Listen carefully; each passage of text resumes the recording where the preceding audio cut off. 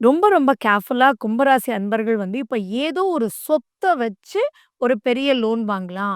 இப்ப நல்லாவா நடந்துட்டு இருக்கு. ஆனாலும் இப்ப நல்லா நடந்துட்டு இருக்காங்க. இப்பவே அபிவிருத்தி பண்ணிடலான்னு சொல்லி உங்களுடைய சொத்த யார்ட்டயாவது குடுத்து நீங்க மார்ட்கேஜ் பண்ணி தனி நபர்ட்ட வட்டி வாங்குறது, செய்றது அப்படின்றது தயவு செஞ்சு பண்ணிட வேண்டாம். ஏன்னா உங்களுடைய 4ஆம் வீடு அப்படின்ற இடத்த சனி பகவான் தன்னுடைய 3ஆம் பார்வையா பார்க்குறாரு. அப்படி இருக்கும்போது ரொம்ப எச்சரிக்கை தேவை.